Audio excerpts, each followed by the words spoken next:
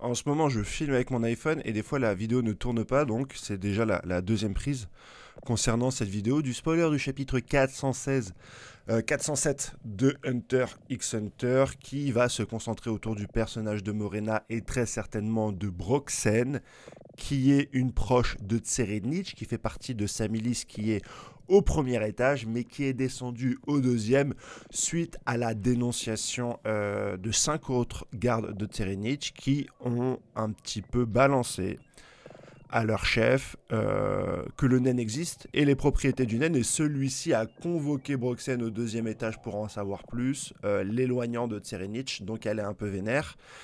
Et c'est des personnages qui nous ont été introduits dans le chapitre 394 que je vous invite à relire parce qu'il est très important pour plusieurs choses. Il est très important par les propos qu'il dégage, et j'en ferai très certainement mon introduction de la vidéo de lundi, de la vidéo la review du chapitre 407, mais aussi parce qu'on a mis le focus un petit peu sur ces miliciens et qu'ils vont avoir leur importance dans la confrontation entre Tserenich et Morena, déjà plus tôt dans la fournée de chapitre 2024. On me reprochait de ne pas avoir fait de théorie ou développé une fin de chapitre où Morena expliquait qu'elle était à la recherche d'une cible. C'est dans ce même chapitre que Dogman expliquait un petit peu son naine de reniflement, qu'elle était capable de savoir qui maîtrisait le naine ou non, s'il était plus proche de sentir sa catégorie de naine, et s'il était vraiment à 2 cm, de sentir même son Hatsu. J'ai pas développé la cible de Morena parce qu'elle était très clairement identifiée dans le chapitre 394, et cet événement me remémore que pour regarder mes reviews, il faut quand même un minimum avoir lu les scans une fois, peut-être 2, voire même 3 fois. Certains éléments, je ne vais pas revenir dessus, tellement pour moi ils sont simples, puisqu'ils sont dit noir sur blanc dans les chapitres. Donc n'hésitez pas à les relire. Il y a beaucoup de gens qui commencent à relire le Blackwell et qui s'étonnent un peu de tous les événements, à la soif de hype, en disant ouais, qu'est-ce qui se passe, c'est un petit truc à se mettre sous la dent. Non mais attends, Morena, elle a dit ça un moment et t'es pas revenu dessus. Relis. Dès que tu as un doute ou que tu as une hypothèse, mon principal advice, c'est de relire. Voilà, c'est très touffu. Il y a beaucoup d'informations, n'hésitez pas à relire. Il y a peut-être des choses d'ailleurs qui m'échappent et que vous pouvez retrouver. Je vous invite toujours à écrire en commentaire. Écrire en commentaire si vous avez des choses intéressantes à dire. Certains me disent oui, tu as dit Trésor National, le Trésor National, ça m'a sorti de la vidéo. Voilà, ces gens-là, allez-vous.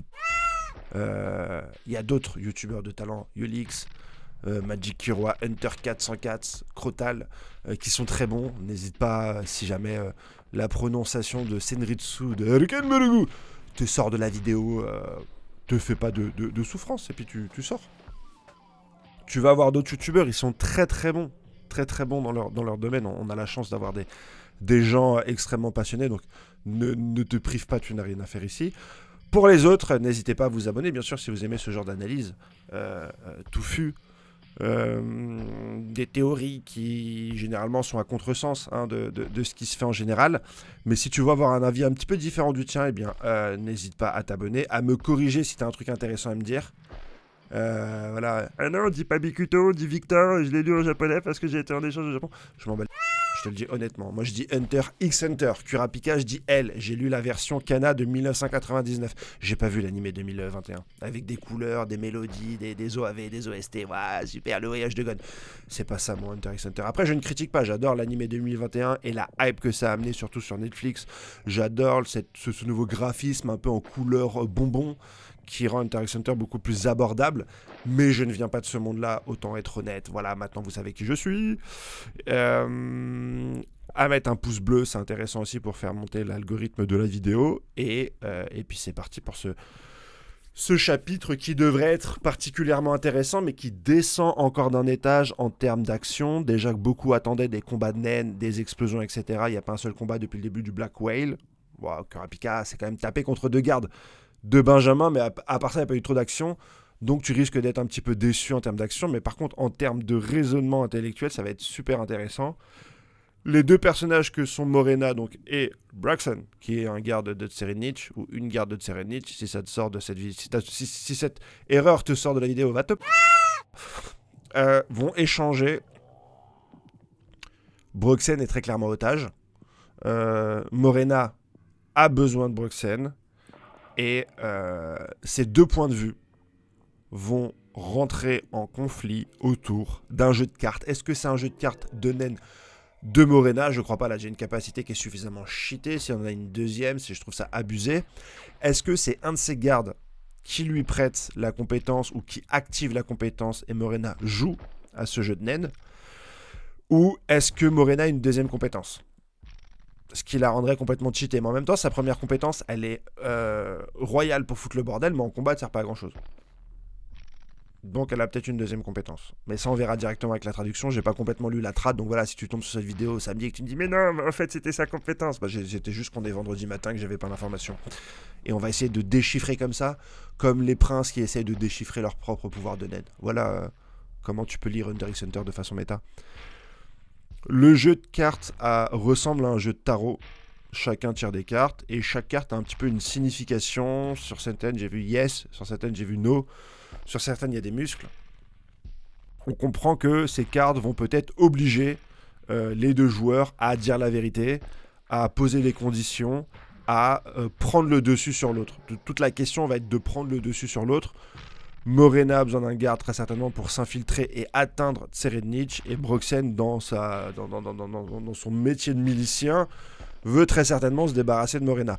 Je crois qu'elle ne maîtrise pas le naine. Je vous invite à relire le chapitre 394. Mais ils se sont préparés avec les miliciens. Et ce sont des miliciens qui sont extrêmement intelligents. Ce sont des proches de Tserednich. Ils le connaissent depuis extrêmement longtemps. Tu as la petite histoire de Tserednich qui a tué un de ses camarades qui l'avait mis au défi de monter et démonter une arme plus rapidement que lui. C'est une des nouvelles descriptions qu'on a eu du focus et de la concentration que peut avoir Tserednich, puisqu'il a appris en une nuit à être le plus rapide à cet exercice de toute l'école militaire. Et voilà, en guise de remerciement, il lui tire une balle à la fin. Les 5 miliciens lui expliquent notamment que ce sont des amis très proches de Tserednich, et ça c'est hyper étonnant. Mais également hyper bien joué de Togashi au niveau narratif, parce que ce sont des proches de Tserednich, mais qui sont profondément respectueux et qui ont une amitié très solide et très radicale envers lui. Amitié qui les oblige à ne plus le côtoyer et à ne plus être proche. Ce qui est hyper curieux de la part de proches de Tserednich. Tu t'attends plutôt à des proches comme Theta, qui sont un petit peu écrasés par son charisme, son caractère, son sadisme. Le fait qu'il soit sadique, je sais pas si on dit sadisme. Si ça te sort de cette vidéo. Là, à l'inverse, on a des gens qui sont hyper commit, hyper engagés envers Tserednich, quoi qu'il fasse. Donc c'est ces nouveaux gardes qu'on a qui sont un peu déstabilisants, parce que tu t'attendais pas du tout à ça, et qui vont essayer de le protéger, ou en tout cas d'endiguer la menace Morena. Cette menace Morena qui va se jouer autour de ça.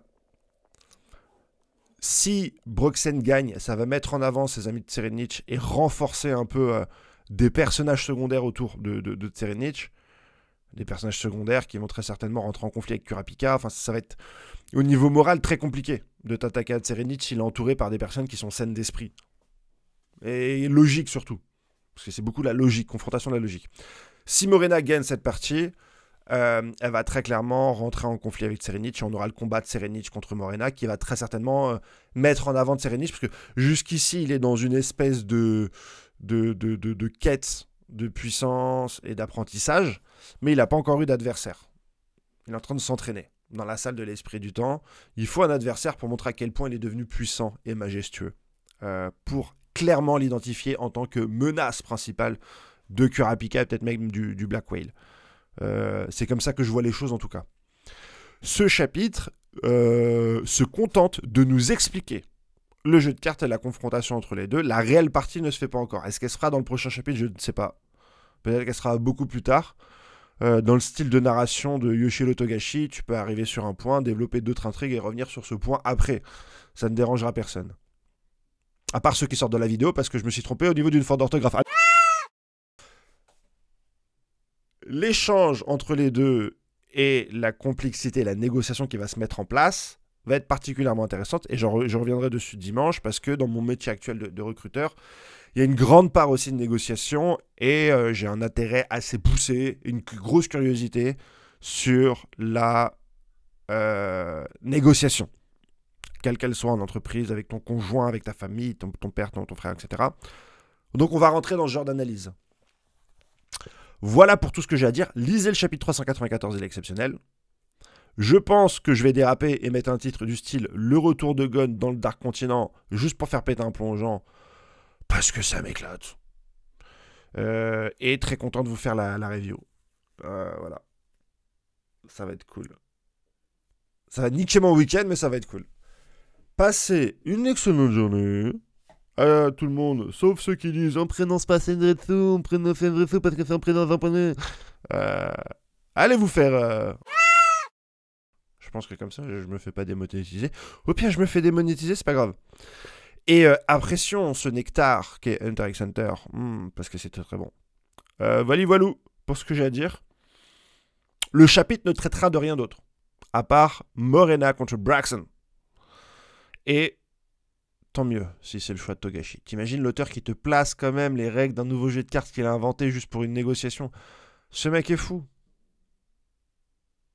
Ce mec est fou. Allez, on va partir bosser. Bisous, bisous les amis. Brrr.